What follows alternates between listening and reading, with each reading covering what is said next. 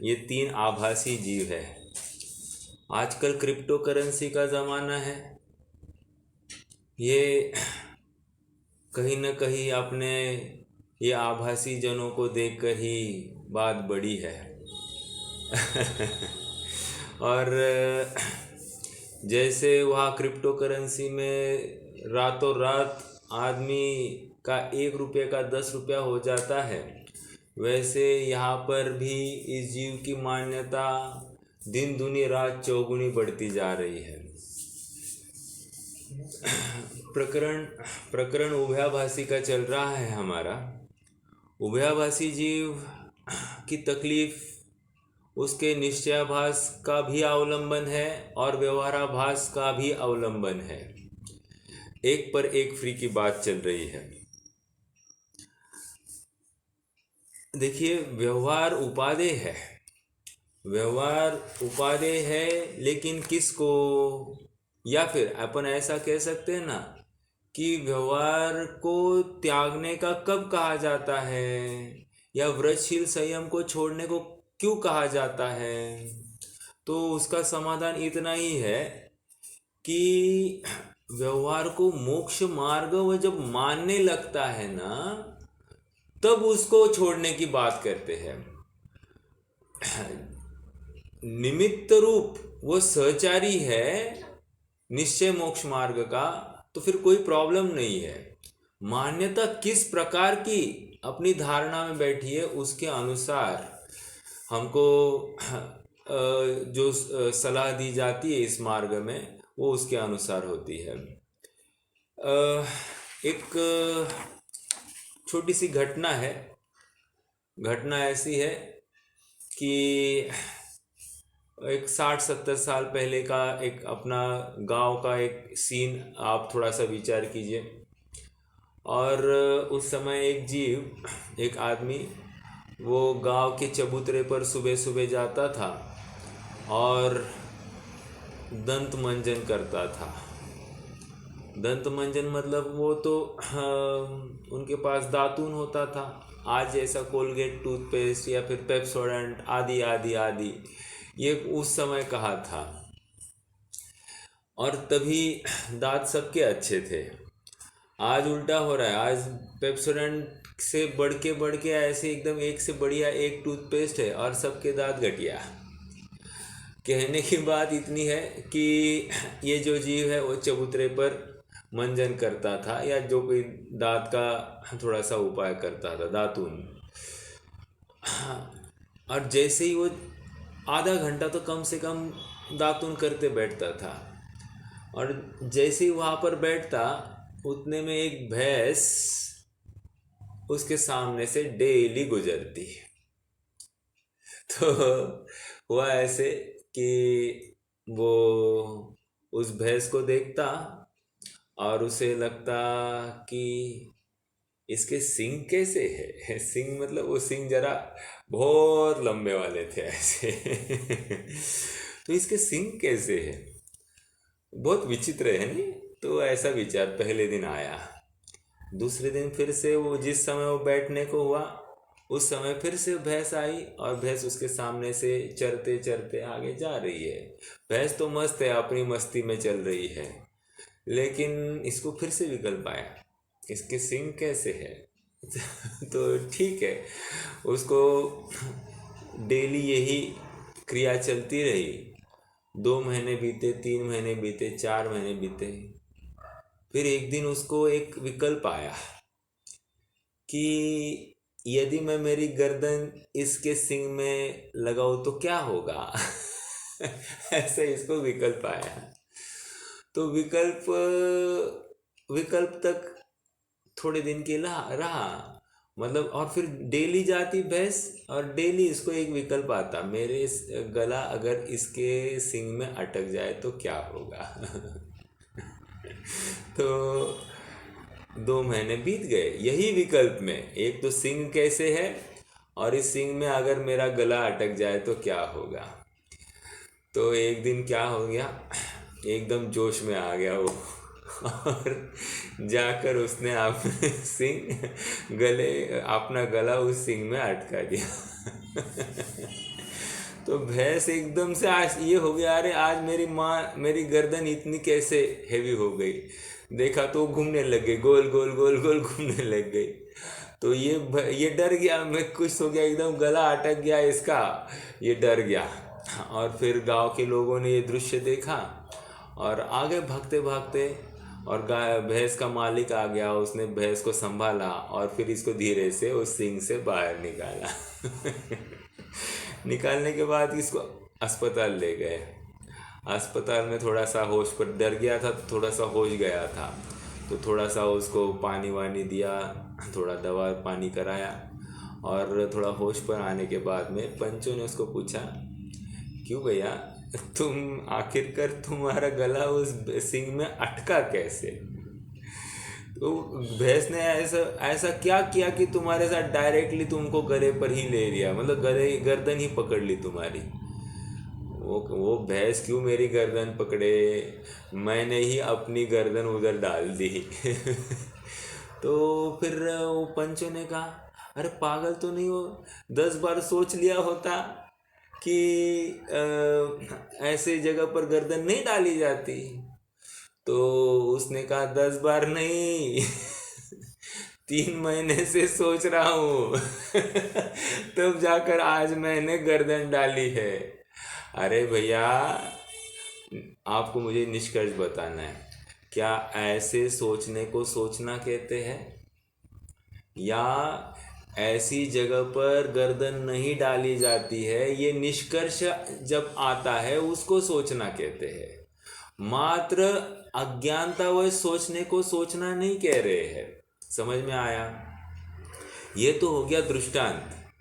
वैसे ही कह रहे हैं सिद्धांत में भी, शुभ शुभ कार्य, व्रतशील, संयम आदि जो है, ये व्यवहार कहलाते हैं। और इसके ऊपर इसको व्यवहार मोक्ष मार्ग नहीं मानना, ये तो निश्चय के सहचार रूप है। और ये व्यवहार मोक्ष मार्ग उसी का होता है जिसका निश्चय मोक्ष मार्ग है। जिसका निश्चय मोक्ष मार्ग ही नहीं है, उसका व्यवहार मोक्ष मार्ग का भी कोई कारण नहीं। अर्थात ये व्रतशील, संयम आदि भी कुछ भी कार्यकारी नहीं। फिर ये करते क्यों है? अरे करते इसलिए क्योंकि इनको भ्रम हुआ है। क्या भ्रम हुआ? कि मैं सम्यक दृष्टि हूँ, ऐसा भ्रम हुआ है। निश्चयाभासी को भ्रम हुआ है कि मैं सम्यक दृष्टि हूँ, व्यवहाराभासी को भ्रम हुआ है कि मैं सम्यक दृष्टि हूँ, उभयाभासी को लग रहा है कि मैं अनेकांत का अनुसरण करता हूँ तो मैं सम्यक दृष्टि हूँ। और इसलिए ये इन क्रियाओं का अवलंबन लेते हुए इनको मोक्ष मार्ग मानते हैं। क्रियाओं का अवलंबन लेते हुए इनको मोक्ष मार्ग मानते हैं। और इसलिए, या फिर निश्चयाभासी स्वच्छंदी हो गया है। तो हर जगह पर आभास है, और इस आभास का फल ये है कि इसको संसार में भटकना पड़ रहा है।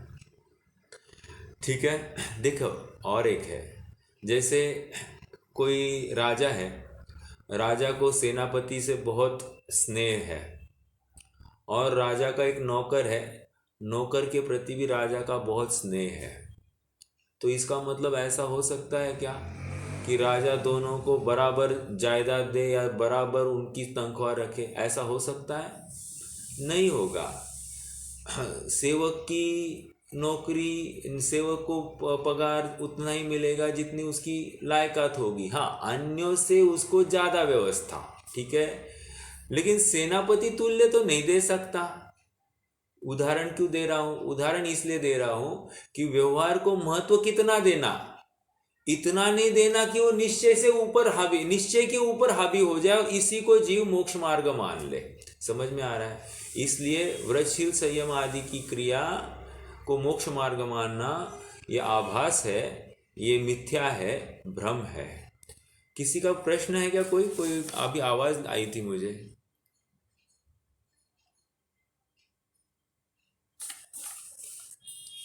नहीं, चलिए आइए अब हम अपने प्रकरण से जुड़ते हैं।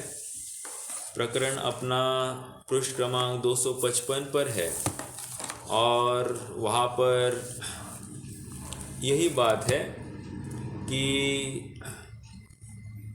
व्रतशील संयम आदि को मोक्ष मार्ग मानना ये भ्रम है। कैसे भ्रम है? कहते हैं कि तू तो क्रियाओं का कर्ता बन रहा है। एक द्रव्य दूसरे द्रव्य का कर्ता बनता है क्या अपने जिनागम में? नहीं बनता है। वस्तु स्वरूप कहता है कि यह परिणमति सकर्ता, जो जिस कार्य रूप परिणमित हुआ है वो उस कार्य का कर्ता। और निश्चय से एक प्रश्न है आप सबको, प्रश्न है कि निश्चय से आत्मा राग का कर्ता है कि नहीं है?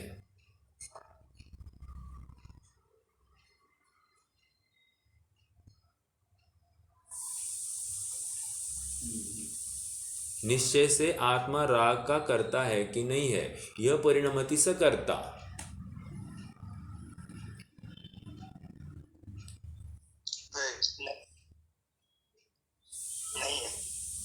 नहीं है। फिर अशुद्ध निश्चय ने किसका नाम है?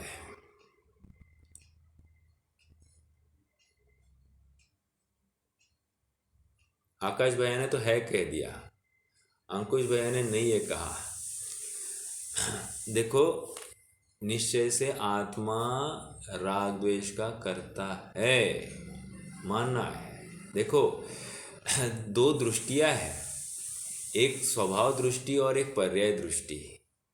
तो पर्याय दृष्टि से देखकर हम उस अवस्था विशेष का ज्ञान करते हैं और आत्मा राग द्वेष आत्मा में ही उत्पन्न हुआ है, कहीं बाहर हुआ नहीं है, ये बात भी सत्यार्थ है। तो इसको आत्मा की मानने में कोई हर्जा नहीं है।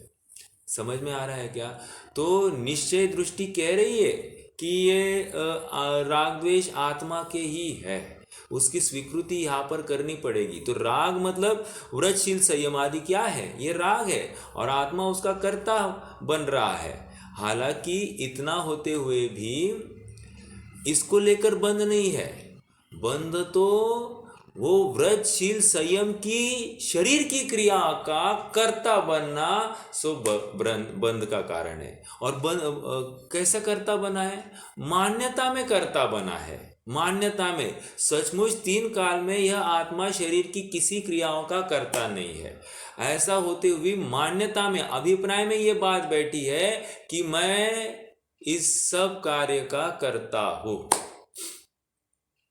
तो फिर उसने एक तर्क दिया कि हम यथा योग्य क्रिया को करेंगे परंतु उसमें ममत्व नहीं करेंगे। ममत्व मतलब एकत्व, ममत्व, कर्तृत्व, भोक्तृत्व। ममत्व मतलब स्वामीपना नहीं रखेंगे। क्रिया तो करेंगे लेकिन स्वामीपना नहीं करेंगे। एकदम लॉजिकली अपनी भी विचारधारा ऐसी ही चलती होगी। और निश्चयाभास का भी प्रसंग हम लोगों का बहुत कम होगा, व्यवहाराभास का भी प्रसंग हम लोगों को बहुत कम होगा, लेकिन उभयाभास के चांसेस बहुत ज़्यादा है, बहुत ज़्यादा। तो यहाँ पर क्या कह रहे हैं कि हम ममत्व नहीं करेंगे, मात्र क्रिया करेंगे। तो पंडित साहब कह रहे हैं जब क्रिया करेगा तो ममत्व हुए बिना थोड़ी कर सकता है। जहाँ पर कर्तृत्व है वहाँ पर ममत्व होता ही होता है, ये नियम है। क्योंकि वहाँ पर ममत्व हुए बिना कार्य घटित ही नहीं होता। ठीक है। तो कल रोहित भैया ने एक प्रश्न किया था कि छठवें गुणस्थान वाले का कैसे होगा, उनके तो अभिप्राय में क्रिया नहीं और उनकी सब का क्रियाएं दिखाई दे रही है, 28 मूल गुणों का पालन। तो वह 28 मूल गुणों का पालन जो दिखाई दे रहा है हमको, वो इस स्तर का दिखाई दे रहा है कि वो चारित्र मोह जनित उदय है, तो कषाय जनित बात है। लेकिन अभिप्राय में वो बिल्कुल उसे उपादेय नहीं मानते। देखो, शुभ भाव रूप परिणाम हो सकता है, उसको विरोध नहीं। शुभ भाव रूप क्रिया भी दिख सकती है, क्योंकि परिणाम है तो तदनुरूप क्रिया भी दिखाई दे, कोई हर्जा नहीं। लेकिन शुभ भाव से मोक्ष होता है ऐसा अभिप्राय नहीं होता है। ज्ञानी की बात है, ज्ञानी इसको हे जानकर यहाँ पर शुभ भाव रूप परिणाम करते हैं। अभिप्राय तो इसमें हेयत्व बुद्धि का ही होता है। और अज्ञानी क्या करता है? शुभ भाव नहीं करेंगे तो मोक्ष मार्ग ही नहीं चलेगा, शुभ भाव नहीं करेंगे तो मोक्ष ही में ही हम स्थापित नहीं होंगे। इसलिए उस शुभ क्रिया का प्लस शुभ परिणाम का कर्ता बन जाता है। अभिप्राय में समझ में आया? देखो अब हम थोड़ा सा पढ़ते हैं, आगे बढ़ना है। पृष्ठ क्रमांक 255 पर 1 2 3 तीसरा पैराग्राफ हो गया, चौथा पैराग्राफ से चालू करते हैं। तो कैसे है? बाह्य व्रताधिक है वे शरीर आदि परद्रव्य के आश्रित है। बाह्य व्रताधिक है वे शरीर आदि परद्रव्य के आश्रित है। ठीक है, ओके। परद्रव्य का आप करता है नहीं। क्यों? क्योंकि वस्तु स्वरूप ही ऐसा है। एक द्रव्य दूसरे द्रव्य में प्रवेश करता नहीं, दूसरा द्रव्य इस जीव द्रव्य में प्रवेश करता नहीं। यद्यपि सब में अवगाहनत्व होते हुए ऐसी इंटरमेशिंग है, ऐसी इंटरलॉकिंग है कि वो एक मेघ रूप होते हुए दिखाई दे रहे हैं। जैसे दूध और पानी, दूध और पानी कितने एक मेघ हो गए कि दूध और पानी अलग करना हम जैसे छद्मस्तों को तो बहुत कठिन है। ऐसा होते हुए भी जो दूध रूप ही देखता है और पानी पानी रूप देखता है, मिले हुए दूध और पानी में दूध रूप ही है, पानी पानी रूप ही है, ऐसा जो देखता है वही ज्ञानी है। समझ में आ रहा है? तो यहाँ पर भी कह रहे परद्रव्य का आप करता है नहीं, इसलिए कर्तृत्व बुद्धि भी नहीं करना और वहाँ ममत्व भी नहीं करना। क्यों करता नहीं है ना? शरीर की क्रिया मैं कर सकता हूँ, ऐसा जिसने भ्रम पाला है वो 3 काल में सुखी नहीं हो सकता, क्योंकि उसकी कर्तृत्व बुद्धि है। शरीर से सुखी होने की या दुखी होने की कल्पना वो कर रहा है, पर से सुखी दुखी होने की कल्पना। पर से क्यों कह रहा हूँ?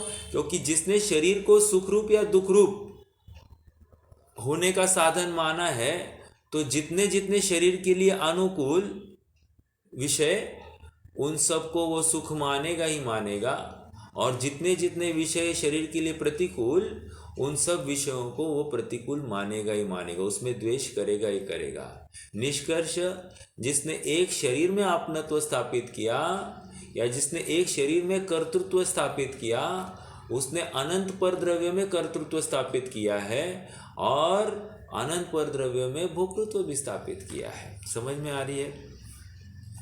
देखो, और किस कीमत पर स्थापित किया है? अपने शुद्धात्म स्वरूप से पतित होकर, अपने शुद्धात्म स्वरूप से पतित होकर उसने ये सब कार्य किया है। देखो आगे बढ़ते हैं। इसलिए उसमें कर्तृत्व बुद्धि भी नहीं करना, वहाँ ममत्व भी नहीं करना, तथा व्रतादिक में ग्रहण त्याग रूप अपना शुभोपयोग हो। फिर से, तथा व्रतादिक में ग्रहण त्याग रूप अपना शुभोपयोग हो, वह अपने आश्रित उसका आप करता है, इसलिए उसमें कर्तृत्व बुद्धि भी मानना और वहाँ ममत्व भी करना। मैंने अभी प्रश्न किया था ना कि राग द्वेष का कर्ता आत्मा है कि नहीं, तो ये यहाँ इस सेंटेंस के ऊपर से मैंने खड़ा किया था। देखो फिर से पढ़ते हैं अपन यहाँ पर, तथा व्रतादिक में ग्रहण त्याग रूप अपना शुभोपयोग हो। व्हाट इज ग्रहण और व्हाट इज त्याग? यहां ग्रहण का अर्थ क्या लेना और त्याग का अर्थ क्या लेना? देखो पहले भी एक ग्रहण और त्याग आया है।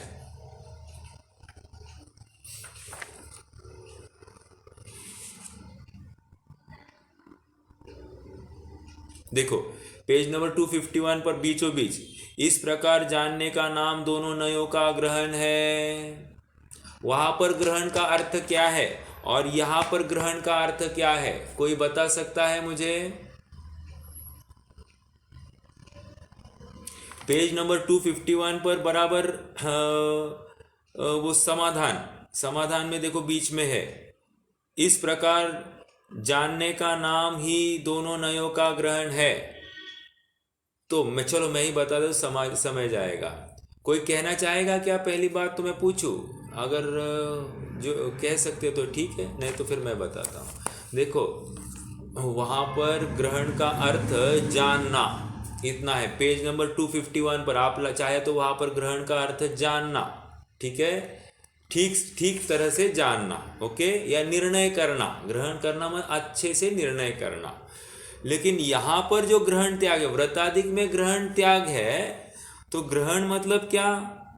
ग्रहण मतलब पुण्य का ग्रहण होता है और पाप का त्याग होता है, अर्थात पुण्य क्रियाओं का ग्रहण या पुण्य परिणामों का ग्रहण और पाप परिणामों का त्याग। इसको यहाँ पर ग्रहण त्याग के अर्थ में लिया गया है। समझ में आ रहा है क्या?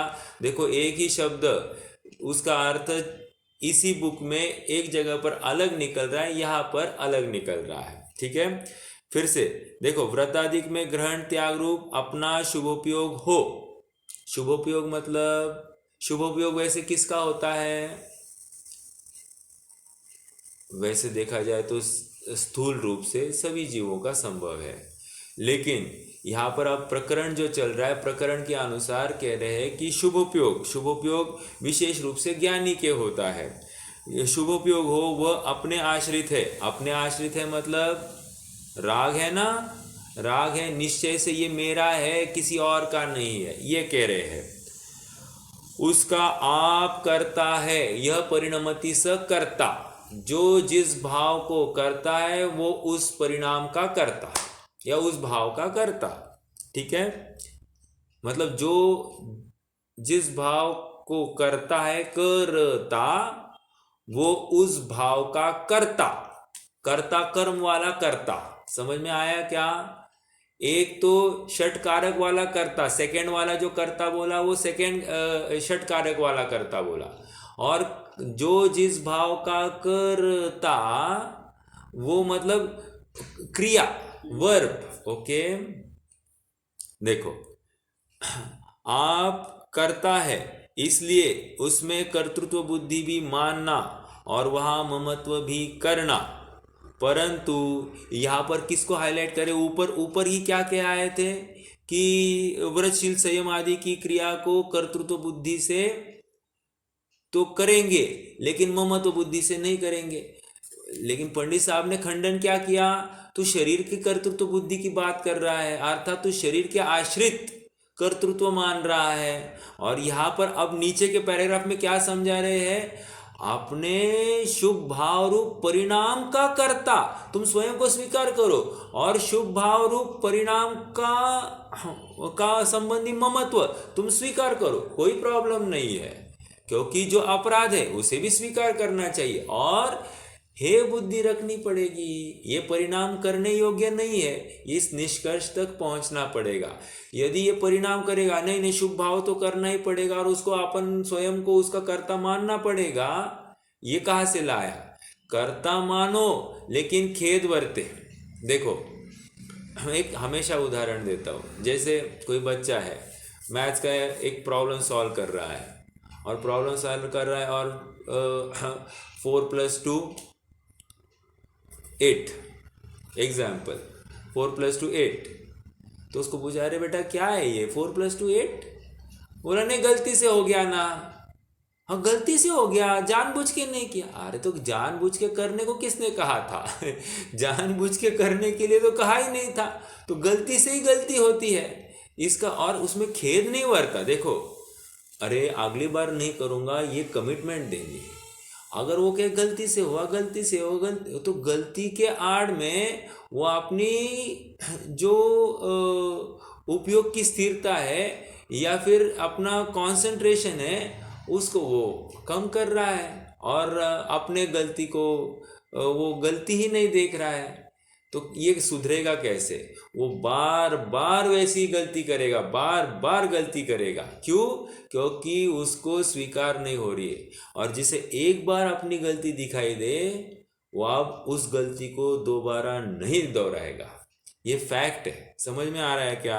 अब यहाँ पर वही कह रहे हैं कि आप शुभ भाव रूप क्रिया और शुभ भाव रूप परिणाम में कर्तृत्व ममत्व आप स्वीकार करो, लेकिन वहां पर हे बुद्धि रखो। हे बुद्धि से लाभ क्या होगा? कह रहे हे बुद्धि से लाभ ये होगा कि तुम जल्द से जल्द उस शुभ भाव को छोड़ोगे और शुद्ध भाव में आ जाओगे। लेकिन तुम यदि शुभ भाव को ही कर्तृत्व बुद्धि और ममत्व करोगे और उसमें उपादेय बुद्धि रखोगे तो तुम कभी भी शुभ भाव को नहीं छोड़ोगे। समझ में आया? और फिर तुम्हें कभी भी मोक्ष की प्राप्ति नहीं होगी, संसार में भटकना पड़ेगा। ये यहां से तर्क निकल रहा है। ओके, देखो, तो प्रश्न फिर से यही है, शुभ भाव करना कि नहीं करना?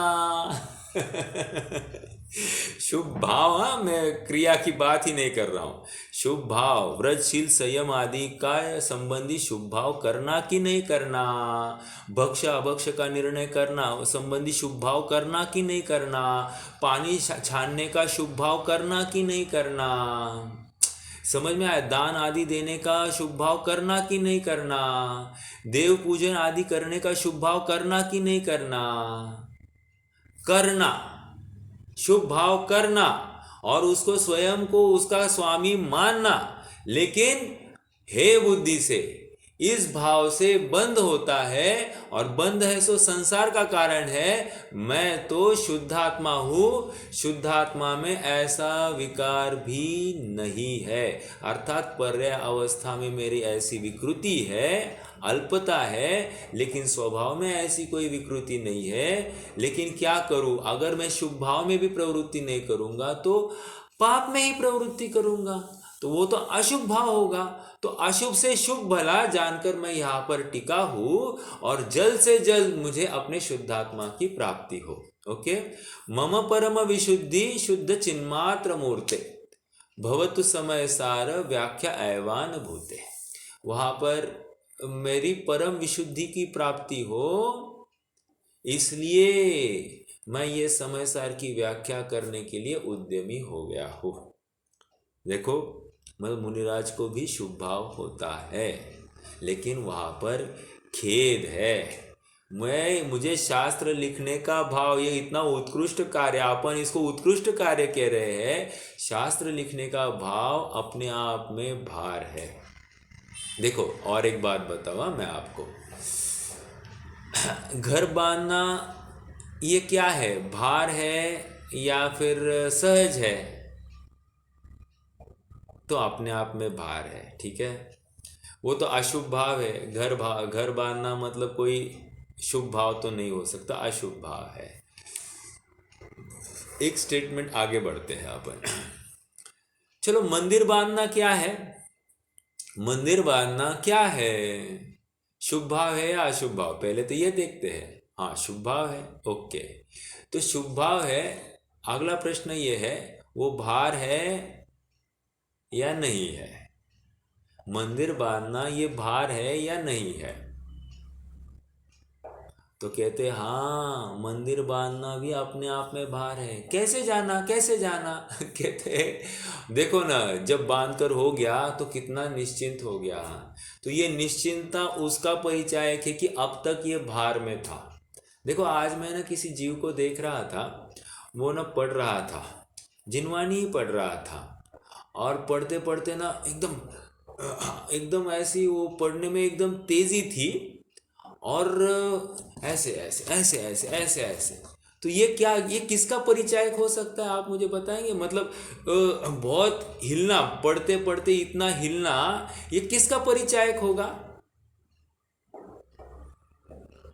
ये इस चीज का परिचायक है कि उसको ऐसे हुआ है कि मान लो वो समाधि समाधि अपना समाधि पाठ पढ़ रहा होगा, या फिर प्रतिक्रमण का कुछ पढ़ता होगा, या फिर आलोचना पाठ पढ़ रहा होगा, नीरव निर्जर पढ़ रहा होगा, 3-4 पढ़ने हैं उसको। तो उसको ऐसे हो गया कि कब खत्म हो जाए, कब खत्म हो जाए, कब खत्म हो जाए, कब खत्म हो जाए। मतलब अजपा जाप किसका चल रहा है? देखो, क्रिया हो रही है पढ़ने रूप, परिणाम है कि ये हो जाए, मतलब ये शुभ भाव, मतलब ये शुभ परिणाम, ये करने योग्य है, इसलिए ये हो जाए। और अभिप्राय में क्या, ये जल्दी हो जाए। जल्दी क्यों हो जाए भाई? आगे का कुछ करना होगा। तो यहाँ पर समझाते हैं कि तुम एक ही लाइन पढ़ो, लेकिन शांत चित्त से, अधीरता रहित होकर अपने स्वरूप को समझने के हेतु उसमें प्रवृत्ति करो। मात्र कुछ क्रिया को करने के नाम पर करो मत, इससे कोई उपलब्धि नहीं है। मतलब वहां पर हिलना, ये अधीरता है। तो मैंने उसी जीव को बाद में पेपर पढ़ते हुए देखा। तो जब पेपर पढ़ रहा था तो एकदम स्थिर था, उसको कोई जल्दी नहीं थी पेपर को ख़त्म करने की। ये किसका परिचायक है? तो कह रहे ये तो फिर निश्चिंतता का परिचायक था, अर्थात भार नहीं था। और ये जिनवानी जो पढ़ रहा था, कोई पाठ कर रहा था, उसमें भार दिखाई दे रहा था। तो अपने आप में हमको अपने परिणामों को भापना चाहिए, और भाप कर हमको निर्णय करना चाहिए कि हम कहाँ खड़े हैं। और खड़े होकर वो परीक्षण करने के बाद में हमको यथार्थ निर्णय करना कि फल काय का लगता है। फल ना क्रिया का लगता है, 0% क्रिया का लगता है, परिणाम का 1% लग रहा है। ओके, और अभिप्राय का 99% है। तो हमारा अभिप्राय संबंधी ही तो खोट चल रही है, और हमको एक भ्रम हो जाता है कि हमने बहुत बहुत कुछ कर लिया। और ये भ्रम ही अपना आभास है। ये कहीं ना कहीं व्यवहाराभास होगा या निश्चयाभास होगा। अभी तो मैंने जो उदाहरण दिया वो तो व्यवहाराभास है। तो व्यवहाराभास है, इसको ही मोक्ष मार्ग मान बैठा है। ना क्रिया का ठिकाना, क्रिया का कोई दम नहीं, परिणाम में भी ऐसी कोई विशेष दम नहीं, और अभिप्राय की तो ठिकाना ही नहीं है। समझ में आ रहा है? तो इससे काम नहीं होता है। आइए थोड़ा सा बढ़ते हैं। परंतु इस शुभोपयोग को बंध का ही कारण जानना, मोक्ष का कारण नहीं जानना। क्योंकि बंध और मोक्ष के तो प्रतिपक्षीपना है। प्रतिपक्षी मतलब प्रतिपक्ष, प्रतिपक्ष मतलब विरोधी, अपोजिशन। ठीक है, एक प्रतिपक्ष मतलब अपोजिशन पार्टी। इसलिए एक ही भाव पुण्य बंध का भी कारण हो और मोक्ष का भी कारण हो, ऐसा मानना भ्रम है। कौन सा? शुभ भाव। शुभ भाव पुण्य बंध का कारण भी और मोक्ष का कारण भी ऐसा नहीं है। इसलिए व्रत अव्रत दोनों विकल्प रहित, जहाँ परद्रव्य के ग्रहण त्याग का कुछ प्रयोजन नहीं है, ऐसा उदासीन वीतराग शुद्धोपयोग वही मोक्ष मार्ग है। देखो ऊपर कह दिया बंद मार्ग, फिर नीचे इमीडिएटली कह रहे व्हाट इज मोक्ष मार्ग। मोक्ष मार्ग कह रहे व्रत अव्रत दोनों से रहित, परद्रव्य के ग्रहण त्याग की कल्पना से रहित, ऐसा उदासीन भाव। न पर मेरे लिए सुख का कारण है, न पर मेरे लिए दुख का कारण है। ऐसी मान्यता से पर में जो बुद्धि अपनी अटकी थी उसको वहां से समेट लिया, समेट कर सहज ही अब कहाँ समाएगी? तो कह रहे कि आपने शुद्ध स्वरूप में जो एकदम आनंद रूप है, जो मेरे लिए सर्व प्रकार से हितकर है, सुखकारी है, ऐसे अपने निज आत्म स्वरूप में वो स्थित हो जाती है, और सहज ही इसको शुद्धोपयोग हो जाता है। और यही शुद्धोपयोग, यही वीतराग भाव, यह मोक्ष मार्ग है। समझ में आया? तथा निचली दशा में कितनी बड़ी बात कह रहे हैं, यहाँ पर शुभ भाव है, ये बंध का कारण है। देखो बनारसी दास जी ने तो शुभ भाव को मोक्ष की कतरनी कह दिया है। कतरनी मतलब मोक्ष को काटती है, मोक्ष में आगे नहीं बढ़ाती, काटती है शुभ भाव को। फिर एक जीव अधीर हो गया, इतनी धुलाई कर रहे हैं ये शुभ भाव की, तो बोलो करना कि नहीं करना? फिर से वही प्रश्न पर आ रहा है। यदि नहीं करेगा, उसका समाधान इतना ही है, पीछे कहा है यदि नहीं करेगा तो पाप में प्रवृत्ति करेगा तो नरक निगोद की प्राप्ति करेगा। उससे अच्छा शुभ भाव में प्रवृत्ति करके स्वर्ग आदि को जाएगा, तो वहां पर तत्व निर्णय करने के अवसर बने रहेंगे। इसलिए शुभ भाव करना। समझ में आ रहा है क्या? हाँ, देखो ना, असंगीतज्ञ के जीवों के ऐसे कर्म का उदय की निर्णय ही नहीं कर पा रहे हैं। और हम जैन कुल में उत्पन्न हुए हैं, हमको यथार्थ जिनवानी का साधन मिला है, सच्चे देव शास्त्र गुरु का निर्णय करने का सामर्थ्य अपने प्रकट हो गया है, फिर बाहर में शरीर की कितनी भी प्रतिकूलताएं हो, कितनी भी असहता हो, कितने ही तीव्र कर्म का उदय हो, ऐसा होते हुए भी हमारे शुभ कर्म का ही उदय है, ऐसा मानना है। क्यों? क्योंकि फिर अगर हम अपना अशुभ कर्म का उदय है तो फिर अन्यों का क्या कहेंगे? हमारी तो सामर्थ्य है ना निर्णय करने की। अगर हम ही निर्णय करने से चूक रहे हैं तो उनसे क्या अपेक्षा रखना। कहने की बात इतनी ही है कि हम जिस मुकाम पर आ पहुंचे हैं, ये अत्यंत सफलता की तरफ लेके जाने का मुकाम है। अर्थात आज हम यहाँ से मुड़ जाए तो फिर से अनंत संसार है, और यदि हम और थोड़ा सा पुरुषार्थ करें तो अनंत अनंत अनंत काल के लिए हम सुख को स्वीकार, या शाश्वत सुख को, अविनाशी सुख को, लौकिक नहीं पारलौकिक सुख को हम प्राप्त होने वाले हैं। तो हमको ही विचार करना कि क्या करना है और क्या नहीं करना है। अब पलटना है या और आगे बढ़ना है। देखो, एक कहीं भी लोक में प्रसिद्ध है, जैसे अभी मान लीजिए कि मैंने एक जगह ली, ओके, जगह ली है, 5 साल हो गए, 10 साल हो गए, उस जगह का भाव ही नहीं बढ़ रहा है। मैं थक के वो जगह बेच देता हूँ, और जिस भाव में ली शायद उससे भी कम भाव में बेचूं या उतने ही भाव में बेचूं, लेकिन जैसे ही बेचता हूँ थोड़े ही दिन में उस जगह के दुगने भाव हो जाते हैं। क्या हुआ है ऐसा? तो कहते हैं कि कुछ नहीं, तुम्हें धैर्य नहीं था। धैर्य नहीं था कि तुमने जो जगह चयन की थी वो यथार्थ थी। समय तो देना पड़ेगा। वैसे ही यहाँ पर ये तो दृष्टांत हो गया। सिद्धांत में भी यही कह रहे हैं कि जो हमको अभी वर्तमान में मिला है, ये यथार्थ जिन शासन मिला है, ये यथार्थ जिन वचन हमारे काने पड़ रहे हैं, इसको इनको सुनकर हमको सुख नहीं हो रहा है, सुख नहीं हो रहा है, सुख नहीं हो रहा है, ऐसा अधीर हो रहा था। और अधीर होकर इसने क्या किया?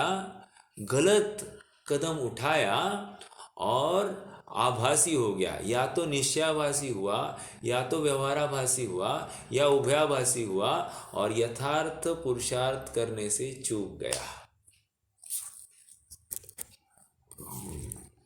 योग की भाषा एक है, द्रव्यानुयोग की भाषा। हमको दोनों भाषाओं का सुमेल बिठाकर इस मार्ग में आगे बढ़ना है। क्यों? क्योंकि ये सब जिनवाणी ही है, भगवान की वाणी है, और भगवान की वाणी वस्तु स्वरूप को देखकर मुखरित हुई है। भगवान की वाणी कल्पना से या अपने मनगढ़ंत विचार से नहीं मुखरित हुई है। ये तो वस्तु स्वरूप को जानकर उसके अनुसार ही प्रतिपादित हुई है। ठीक है, इसलिए यहाँ पर शंका का कोई अवसर नहीं है। शंका तो करनी है तो अपने परिणाम और अपना अभिप्राय किस जाति का, इसका निरंतर परीक्षण करने के लिए करना। मेरा आगे बढ़ने से पहले एक प्रश्न है। हाँ या ना में जवाब देना, ज़्यादा तकलीफ नहीं है। ये निश्चयाभासी, व्यवहाराभासी और उभयाभासी क्या स्वयं को सम्यक दृष्टि मानते होंगे?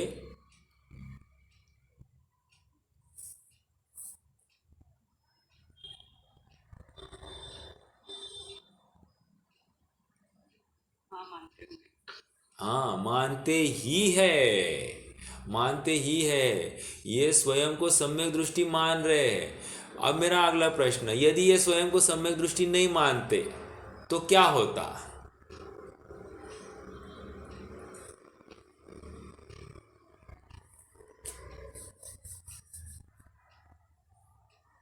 बोलिए कोई, सरल है।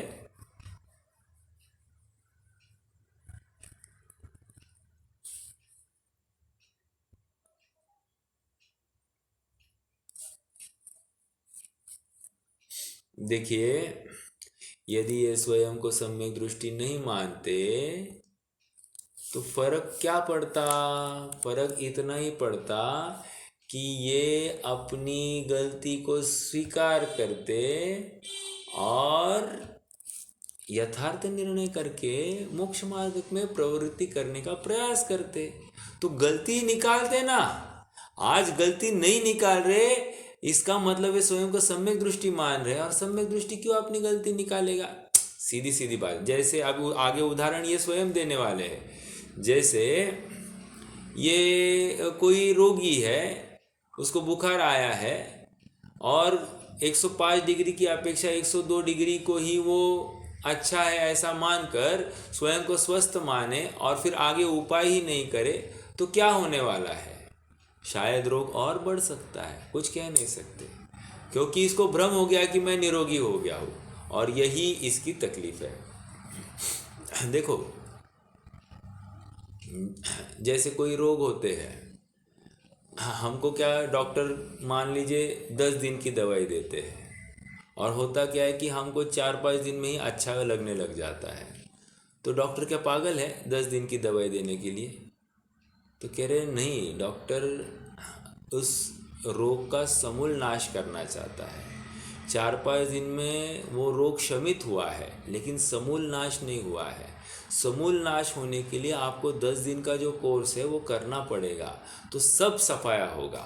नहीं तो फिर वहाँ पर फिर से जो कोई कीटाणु बचेंगे वे और स्ट्रांग होंगे और उनका फैलाव होगा, तो वो और तकलीफ देने में समर्थ है। इसलिए वो कोर्स 10 दिन का कराया जाता है। एग्जाम्पल है, आपको इसमें समझना चाहिए।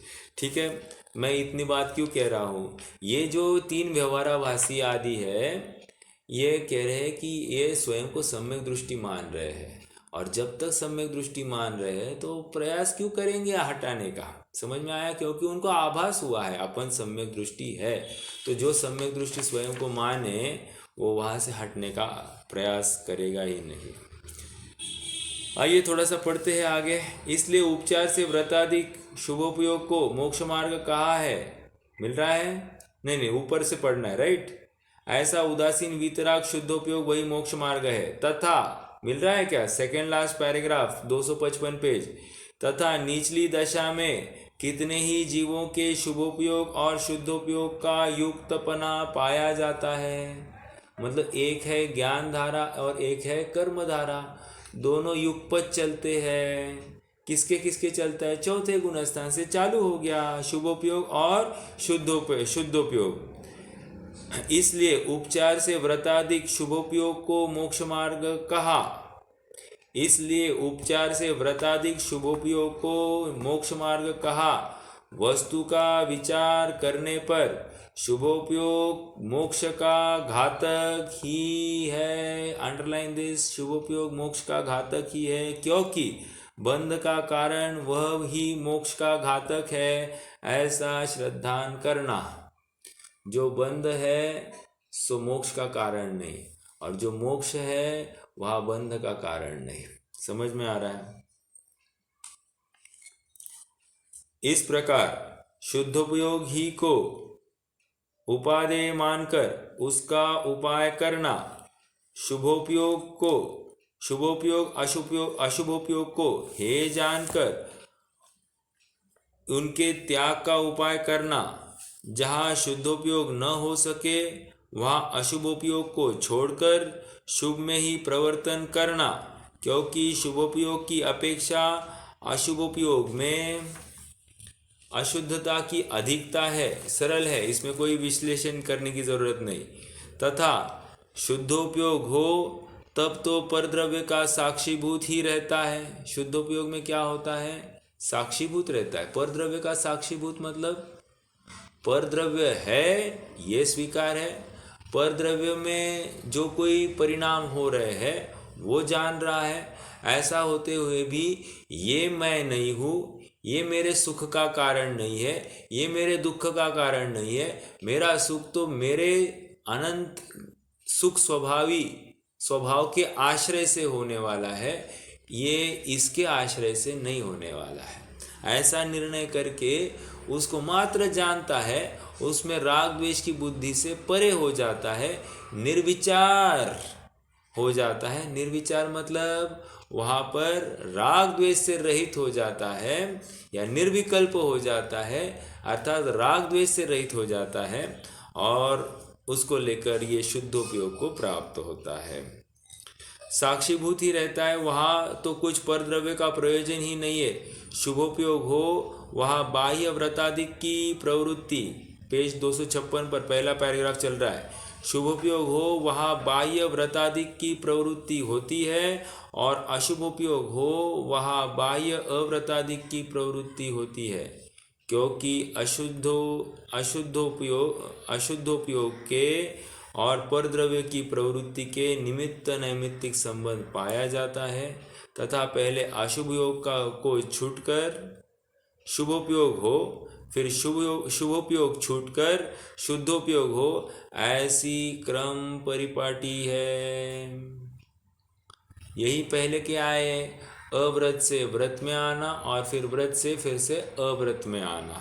ठीक है, पहला अव्रत अशुभोपयोग, फिर व्रत शुभोपयोग और फिर व्रत से छूटकर शुद्धोपयोग, मतलब फिर से वो अव्रत में आने की बात है।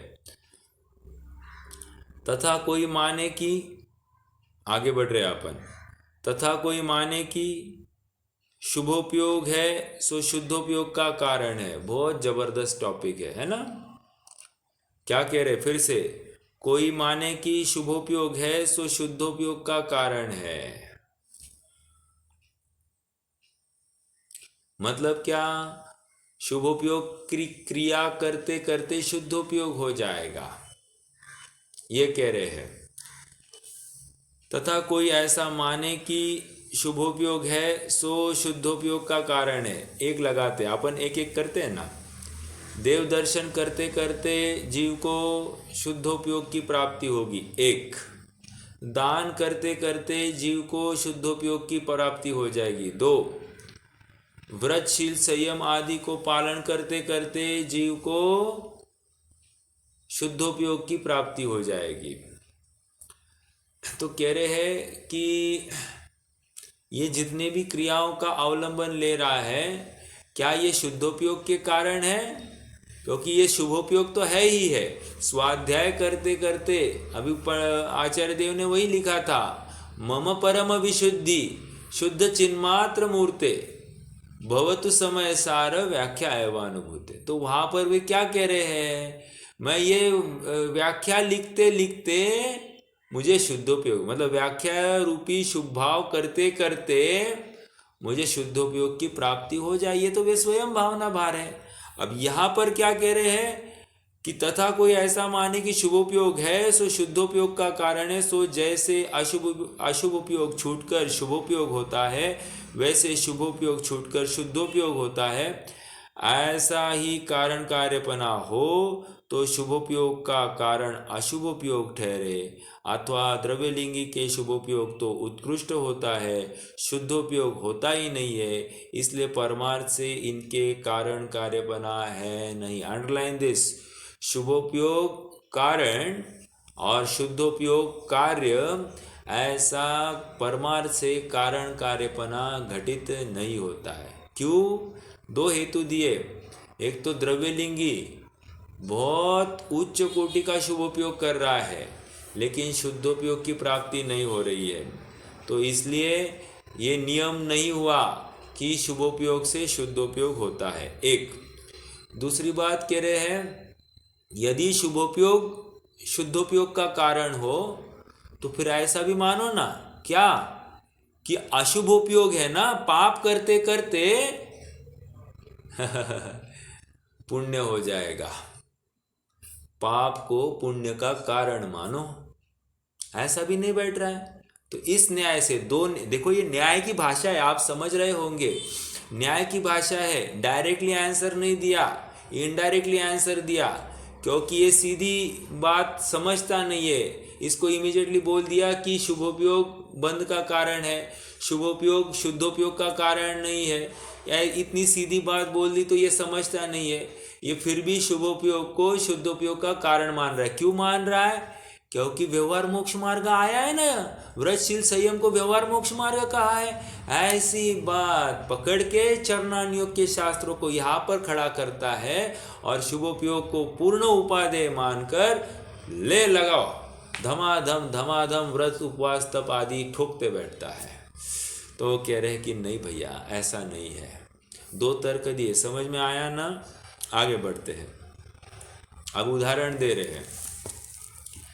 जैसे रोगी को बहुत रोग था, पश्चात अल्प रोग रहा, तो वह अल्प रोग तो निरोग होने का कारण है नहीं।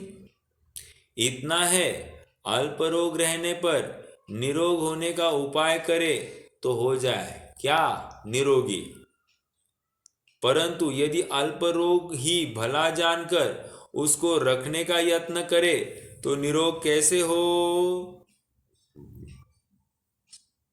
उसी प्रकार कषाई के तीव्र कषाय रूप अशुभ उपयोग था, पश्चात मंद कषाय रूप शुभोपयोग हुआ, तो वह शुभोपयोग तो निकषाय शुद्धोपयोग होने का कारण है नहीं। या निकषाय का अर्थ क्या लेना? एक पहले भी आया है, निक केवल ज्ञान। अब यहां पर निकषाय हमने चर्चा भी की थी, शायद मनीष भैया ने प्रश्न किया था, नि का अर्थ क्या लेना? तो देखो, नि केवल ज्ञान में नि का अर्थ मात्र लेना, मात्र ज्ञान, मात्र केवल ज्ञान। और यहां पर निकषाय भाव में नि का अर्थ निर्गता, निर्गता मतलब चला गया है। क्या? कषाय।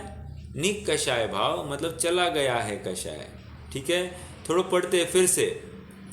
उसी प्रकार कषाई के, मिल रहा है क्या सबको? बीच में है बराबर। उसी प्रकार कषाई के तीव्र कषाय रूप अशुभ उपयोग था, पश्चात मंद कषाय रूप शुभोपयोग हुआ। ठीक है, पहले पाप रूप प्रवृत्ति हो रही थी, तीव्र पाप रूप। अब क्या हो गया? देव गुरु शास्त्र इनका सानिध्य प्राप्त हुआ। इनके सानिध्य प्राप्त होकर इसको कषाय अपने आप मंद हो गई, अर्थात ये कोई परम उत्कृष्ट वस्तु है। तो और मैं जो कर रहा हूँ वो बहुत कषाय मतलब तीव्र दुख का कारण है, ऐसा उसने मोटा मोटा भावों से समझ लिया। तो क्या हो गया? मंद कषाय रूप शुभोपयोग हुआ, तो वह शुभोपयोग तो निष्कषाय शुद्धोपयोग होने का कारण है नहीं। निष्कषाय मतलब कषाय रहित ऐसा, अर्थात वीतराग भाव को लेकर जो शुद्धोपयोग होता है उसका कारण नहीं है। इतना है। अब क्या है फिर वो शुभोपयोग क्या है? तो कहते इतना है कि शुभोपयोग होने पर शुद्धोपयोग का यत्न करे तो हो जाए। इतनी बात है, शुभोपयोग का यत्न करे तो हो जाए। समझ में आ रहा है क्या? अपन ये यहां तक कहते हैं ना, लाइट, हमने वायरिंग का कनेक्शन पूरा जहाँ से वो पावर हाउस है वहाँ से आते आते लाइन डालते डालते यहाँ पर डीपी से फिर से वायर से अपने मेंस तक आ गया है। और मेंस पर आया है, अंदर हमने क्या किया है, पूरी वायरिंग घुमा दी है, सब बटन इंटैक्ट है। ठीक है, वहाँ पर भी चल रहा है। अब तकलीफ इतनी है कि हमारा एमसीबी बंद है। एमसीबी बंद है मतलब जो बाहर का कनेक्शन है और अंदर का कनेक्शन है, दोनों को जोड़ने का जो एक इंटरफेस है, बीच का जो सर्किट कुछ है, वो सर्किट मात्र बंद है। तो बंद है तो क्या है, दोनों इस फॉर्म में है। अब इनको ऐसा चिपकाएंगे, अर्थात सर्किट चालू होगा तो बाहर वाला अंदर वाले को चिपकेगा, तो ही यहाँ से फ्लो अंदर आएगा, तो ही बिजली अंदर आएगी। अब यहाँ पर क्या कह रहे हैं, ये तो मेरा उदाहरण हो गया। यहाँ पर कह रहे हैं कि व्यवहार है और ये निश्चय है। कह रहे व्यवहार को यदि तुमको निश्चय का कारण कहना है तो इस व्यवहार को तुम्हें निश्चय में समर्पित करना पड़ेगा, अर्थात निश्चय की तरफ तुम्हें झुकाना पड़ेगा, अर्थात निश्चय जिसका प्रतिपादन कर रहा है उसकी तरफ तुम्हें व्यवहार को भी झुकाना पड़ेगा। और तुम क्या कर रहे हो, निश्चय का प्रतिपादन चल रहा है एक जीव का, और व्यवहार प्रतिपादन कर रहा है क्रिया के माध्यम से अजीव का। तो तुम्हें ये व्यवहार निश्चय का कारण कैसे हो सकता है? नहीं हो सकता, अर्थात लिंक नहीं बैठ सकती है। लिंक बैठने के लिए तुम्हें इस व्यवहार को निश्चय के अनुरूप, अर्थात व्यवहार का जो विषय है, व्यवहार का जो प्रतिपादन है, वो निश्चय के प्रतिपादन के अनुरूप करना पड़ेगा। निश्चय जिस शुद्धात्मा को प्रतिपादित कर रहा है उसी शुद्धात्मा के हित हेतु व्यवहार का अवलंबन होना चाहिए। समझ में आया? लेकिन हुआ क्या, इसने व्यवहार शुभ भाव तो किया, लेकिन शुभ भाव करके उसने शरीर की क्रिया या शरीर के प्रति ममत्व स्थापित किया। करना चाहिए था आत्मा के प्रति ममत्व स्थापित, और उसने स्थापित किया शरीर के प्रति। बस ये भूल है, और इसी भूल को लेकर ये सब इतना बड़ा प्रकरण है। समझ में आ रहा है? देखो, एक कहावत आती है, कहावत उक्ति बनी है ऐसी, एक था रावणना, एक था रावणना, एक ने रावणना ने रामन्ना की नारहरी, नारहरी मतलब उसके स्त्री का हरण किया, सीता का हरण किया, और रामन्ना ने रावन्ना की नाक हरी, अर्थात उसको युद्ध में परास्त किया। इतनी सी बात का बातन्ना, और तुलसी रच गए पोथन्ना। तुलसीदास ने जो रामायण लिखा है, रामचरितमानस लिखा है, वो क्या लिखा? बस उस रामचरितमानस की या जो रामायण लिखा है उसकी थीम क्या है, इतनी ही है। एक था रावणना, एक था रावणना, रावणना ने रामन्ना की नार हरी, रामन्ना ने रावणना की नाक हरी, इतनी सी बात का बातन्ना, और तुलसी रच गए पोथन्ना। अब ये इतनी सी बात है, ये क्यों समझा रहा हूँ मैं आपको? मैं ये इसलिए समझा रहा हूँ कि जीव जीव को जीव रूप नहीं मान रहा है, और जीव स्वयं को शरीर रूप मान रहा है, यही इसकी भूल है। तो एक था जीवन्ना और एक था पुद्गलन्ना, या शरीरान्ना, जो कुछ बोलिए। जीवन्ना ने शरीरान्ना को अपना माना, शरीरान्ना ने जीवन्ना को रूप अपना शरीर फिर से नवीन प्रदान किया। इतनी सी बात का बातन्ना, और कुंद कुंद रच गए पोथन्ना। कहने की बात इतनी है कि इस जीव शरीर का कर्ता बन गया, शरीर में एकत्व ममत्व कर्तृत्व भोक्तृत्व स्थापित किया, तो शरीर ने भी नवीन कर्म बंध रूप जीव को एक नवीन सौगात दी। इतनी सी बात को लेकर क्या हुआ कि इनमें कारण कार्यपना, अर्थात संसार में एक साथ रहने का योग इनका बना, और इसको लेकर कुंद कुंद ने एक बहुत बड़ा पोथन्ना लिख दिया।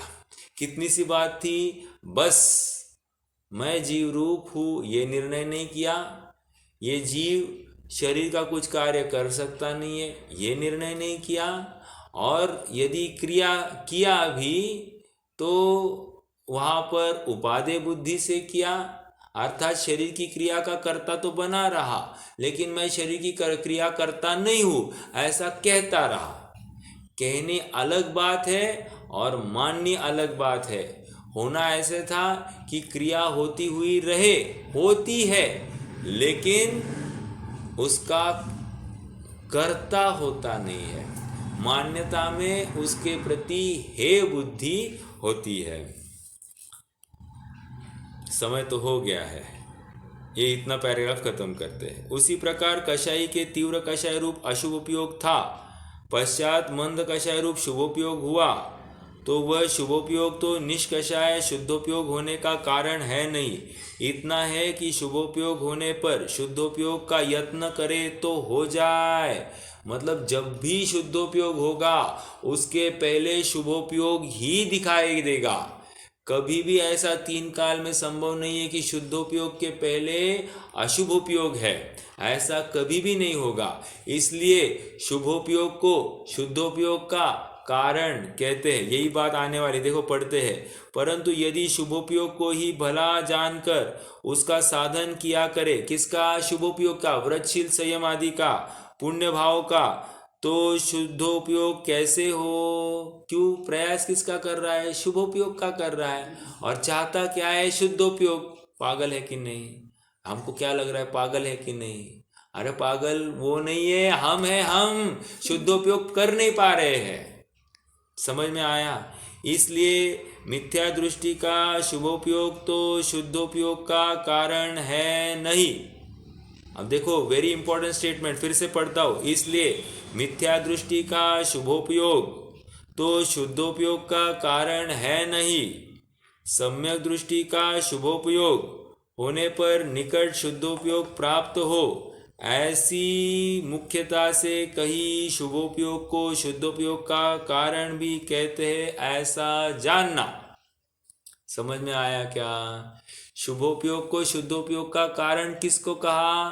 सम्यक दृष्टि के ही कहा, मिथ्या दृष्टि के नहीं है। एक प्रश्न इसमें खड़ा हो रहा है, मैं आज रोकता हूँ, बस एक प्रश्न खड़ा कर रहा हूँ। प्रश्न ये है कि सबसे पहले जब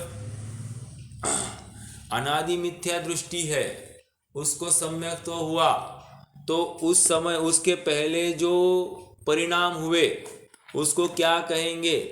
शुभोपयोग कहेंगे या नहीं कहेंगे? तो हाँ, वही तो कह रहे हैं।